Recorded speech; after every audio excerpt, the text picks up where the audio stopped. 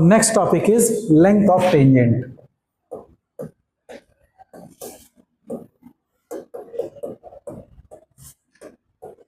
Length of tangent है ना। जैसे सपोज कर लो कोई एक सर्कल है,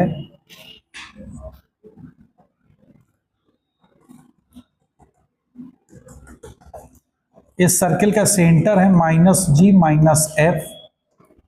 मान लो ये पॉइंट सेंटर को C से पॉइंट P है, इसके कोऑर्डिनेट है x1, y1 और P से हमने एक टेंजेंट ड्रॉ करा PT।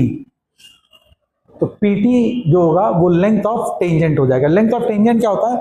जिस पॉइंट से आप टेंजेंट ड्रॉ कर रहे हैं वहां से point of contact that is P and T के बीच की जो डिस्टेंस होगी, this is known as length of the tangent.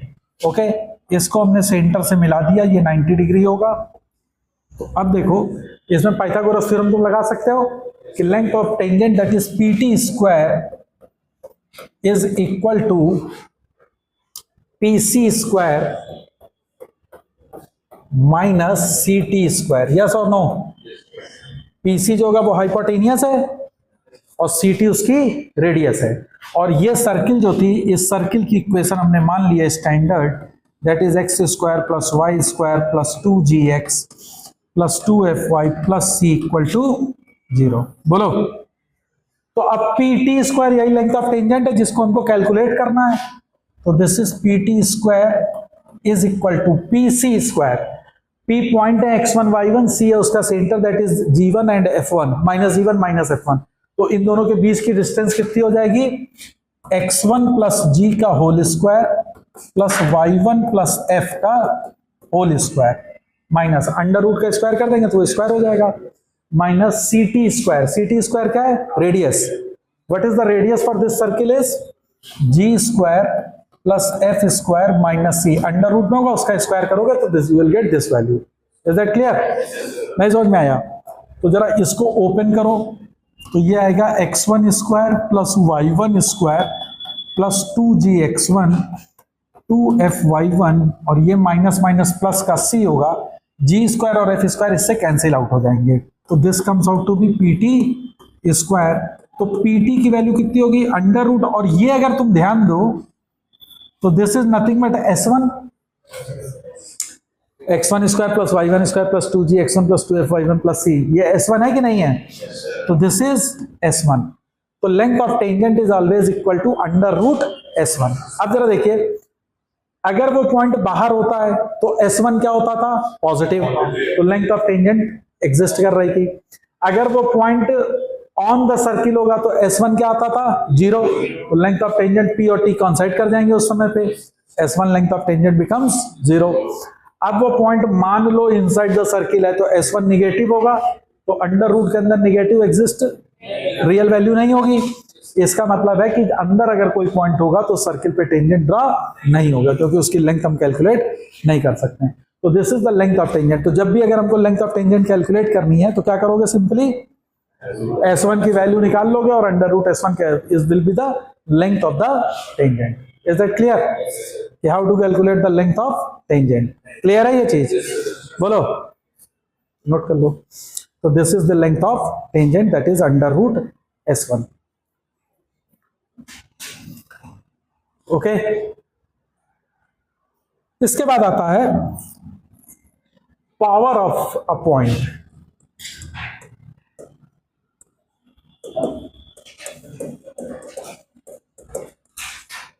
Power of a point है ना, किसी भी पॉइंट का पावर की, तो बेसिकली ये क्या चीज है?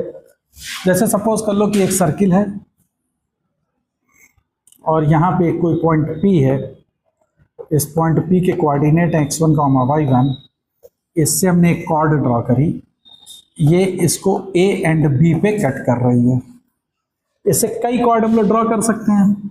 मान लो ये C और D है, बोलो, है ना, A B पे कट कर रहा है, A D पे कट कर रहा है। इससे अगर आप देखो तो एक हम लोग टेंजेंट भी ड्रॉप कर सकते हैं, PT, है ना।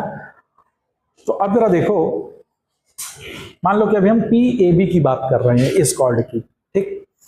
ये पॉइंट क्या है जिससे वो पास कर रहा है? x1 y1 से कॉर्ड ड्रॉ करी गई एक गिवन सर्किल पे इस सर्किल की इक्वेशन हमने मान ली, this is x square plus Y square plus 2gx plus 2fy plus c is equal to 0। This is the equation of a circle, ठीक है ना।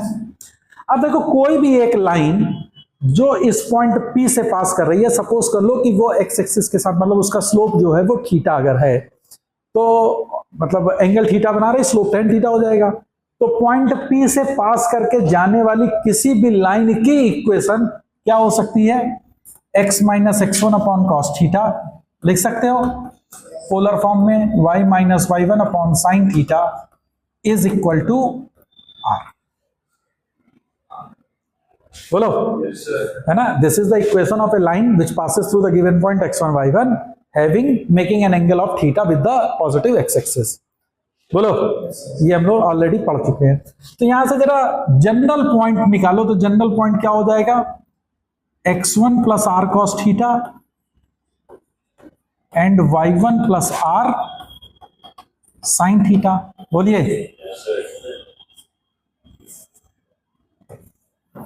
तो this is the general point which lie on the line A B, मतलब P A B या P C D, जिसके भी बारे में हम बात कर रहे हैं, है ना। अब देखो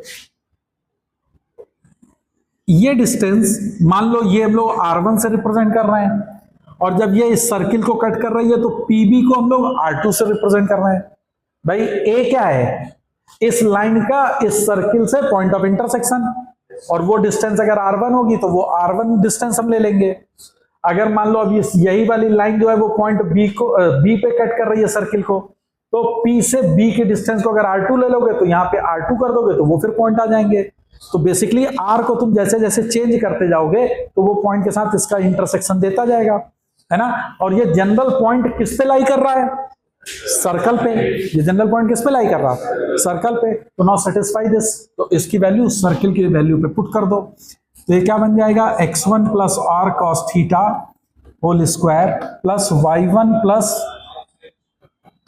are sine theta whole square plus 2g, x की जगह क्या होगा, x1 plus r cos theta plus 2f, y1 की जगह क्या हो जाएगा, y की जगह पे y1 plus r sine theta plus c is equal to 0। बोलो, अरे भैया समझ में आ रहा, गुड। तो जरा अब इस लाइन को जरा ठीक से इस इक्वेशन को लिखो, x1 square plus y1 square. बोलो, देखो अब यहां पे बनेगा r square cos square theta plus r square sine square theta, दोनों मिलके क्या बन जाएंगे, आर स्क्वायर। तो मैं यहां पे लिख रहा हूं प्लस आर स्क्वायर। अच्छा, अब देखो आर का कोफिशिएंट अगर देखो तो यहां पे आएगा 2x1 कॉस थीटा। मैं आर के सारे कोफिशिएंट एक पास लिख रहा हूं, 2x1 cos theta plus 2y1 sine theta, और भी आएंगे आर के, हाँ आएंगे, प्लस 2g कॉस थीटा, तो फिर 2f साइन थीटा। बोलो, इतने ही होंगे। अब क्या बचा, अब plus 2g x1 plus 2f plus c equal to 0। बोलो, तो अब जरा देखो इसको थोड़ा सा और रीअरेंज कर रहा हूं, तो ये लिखा है आर स्क्वायर प्लस 2r। अब 2r के अंदर में देखो क्या क्या चीजें हैं, 2r हमने बाहर लिया, x1 cos theta plus y1 sin theta, x1 cos theta plus y1 sin theta, फिर प्लस क्या था, g cos theta plus f sin theta plus x1 square plus y1 square plus 2g x1, आया ना, 2f(y1) plus c equal to 0। इतनी चीजें आ गई, है ना। तो ये R में तुमको क्या दिख रहा है, this is a quadratic in R। अब मान लेते हैं कि इसके दो रूट हैं, R1 R2, ठीक है, R1 और R2 इसके दो रूट हैं। तो प्रोडक्ट ऑफ रूट जरा हमको बताओ, R1 इंटू R2 कितनी आई। देखो, दिस अपॉन दिस, इस पर थीटा से कोई मतलब नहीं है, इसका थीटा से कोई मतलब नहीं, और वो क्या है, S1 अपॉन 1, तो अपन लिख सकते हैं, तो that is product of root R1 R2 is nothing but it is S1। Yes, अच्छा अब जरा देखो इसमें आ जाओ, R1 क्या है, PA, R2 क्या है, PB, ऐसे ही R1 क्या है, PC, R2 क्या है, ऐसे ही मान लो ये जा रही है, ये E है और ये F है, तो R1 क्या है, PE, R2 क्या है, इसका थीटा से कोई मतलब नहीं है, किसी भी एंगल पे लाइन खींच दो, अगर वो दो जगह कट कर रही है तो दिस मल्टीप्लाइड बाय दिस, दो जगह पे कट कर रही है तो पॉइंट का सर्किल पे पहला वाला जो कट कर रहा वो उसकी लेंथ मल्टीप्लाइड बाय पॉइंट जब सर्किल से दूसरा कट कर रहा उसकी लेंथ। यस और नो, है ना, समझ में आया, मेरी बात समझ में आ रही, नहीं समझ में आई, आ रही है, तो ये R1 R2 S1 के बराबर आ गया। अच्छा S1 क्या था, लेंथ ऑफ टेंजेंट का स्क्वायर, है ना, लेंथ ऑफ टेंजेंट का स्क्वायर, तो तुम क्या कह सकते हो कि R1 R2 is equal to, लिख सकते हो कि टेंजेंट, लेंथ ऑफ टेंजेंट का होल स्क्वायर। यस और नो, समझ में आया। तो अब देखो ध्यान से समझो, ये तुम लोगों ने देखो 10th में तुम लोगों ने थ्योरम भी पढ़ी है, अगर कोई पॉइंट है इससे ये ड्रॉ करा, ये कॉर्ड ड्रॉ करी, ये कॉर्ड ड्रॉ करी, मान लो ये A है, ये B है, ये P है, तो PA into PB is equal to, मान लो ये C है, ये D है, is equal to PC into PD, बोलो भैया, इज इक्वल टू क्या होता था, PT स्क्वायर। पढ़ा है कि नहीं पढ़ा है, पता नहीं, पढ़ा ही नहीं है सर, PA इंटू PB, है ना। तो इसीलिए अगर कोई सर्किल है तो उसमें अगर कोई कॉर्ड कट कर रहा है तो PA इंटू PB की वैल्यू PC into PD is equal to PE into PF, सब बराबर होती हैं। यस, समझ में आई मेरी बात। तो यही है तुम्हारा पावर ऑफ ए पॉइंट। अब इसमें एक समस्या आ गई, बोलो क्या समस्या। ये है सर जरूरी तो नहीं है S1 पॉजिटिव ही होगा, भाई ये तो S1 आ गया, ये तो पॉजिटिव भी हो सकता है, ये निगेटिव भी हो सकता है। निगेटिव कब होगा, जब पॉइंट अंदर होगा, पॉजिटिव कब होगा, पॉइंट आउटसाइड होगा। तो पॉजिटिव वाले के लिए तो तुम्हें कोई टेंशन नहीं है कि तुमने तुरंत कह दिया कि सर ये लेंथ ऑफ टेंजेंट के स्क्वायर के बराबर होगी, PA इंटू PB की वैल्यू किसके बराबर होगी, तो सर लेंथ ऑफ टेंजेंट के स्क्वायर के बराबर होगी। यस और नो, मेरी बात समझ में आ रही कि जो आउटसाइड का पॉइंट होगा उससे अगर आप टेंजेंट ड्रॉ करोगे तो जो टेंजेंट का वैल्यू आएगी लेंथ, उसका स्क्वायर करोगे तो वो उस पॉइंट से कॉर्ड जो होगी वो सर्किल को अगर दो पॉइंट पे कट कर रही है तो वो PA इंटू PB की वैल्यू उस लेंथ ऑफ टेंजेंट के स्क्वायर के बराबर होगी ही होगी, जब पॉइंट आउटसाइड द सर्किल है। Okay, point on the circle होगा तो S1 की वैल्यू 0 हो गई, ऑब्वियस सी बात है, टेंजेंट और पॉइंट ऑफ कांटेक्ट सेम हो जाएगा, तो वहां से कोई तुम दो वैल्यू तो कट करेंगे नहीं, तो वो तो खत्म हो गई। अब बात आती है जब पॉइंट इनसाइड हो गया, तो अब क्या होगा भाई, अब ये है तुम्हारा सर्कल, अब मान लो पॉइंट ये है P, हो सकता है भाई, ये थोड़ी ना उसने कहा कि नहीं भैया अंदर वाले पॉइंट तो तुम कॉर्ड नहीं ड्रॉ कर सकते हो, ये है PA इंटू PB और ये है PC इंटू PD। देखो एक चीज और समझना,